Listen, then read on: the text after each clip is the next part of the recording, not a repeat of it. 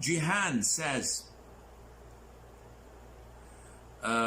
spouse are destined for Allah.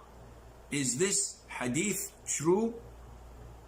I always get this question and I wonder what is meant by it. So after some pondering, I think that a lot of the people try to comfort themselves when they say that a potential suitor came and left, and we regret that he or she rejected our proposal.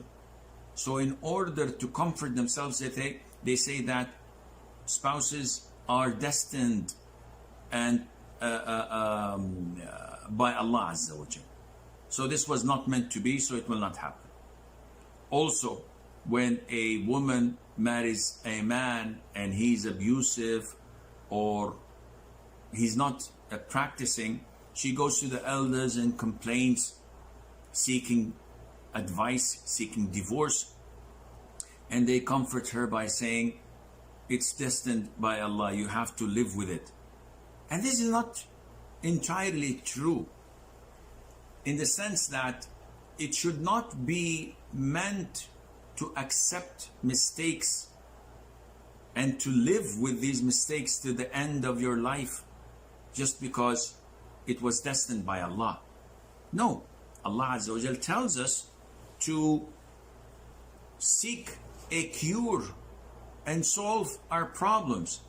If I'm starving, if I'm hungry, this was destined by Allah. But also Allah Azza wa Jal has told me to go and look for food and eat. If a woman has an abusive husband, or someone who does not practice, or someone who oppresses her when it comes to religious practices, we don't tell her it's destined by Allah, keep your mouth shut and live like a slave. No. You have the right to file for divorce. You have the right to go to the police and complain about his physical abuse if you can back this up with evidences, medical reports, etc.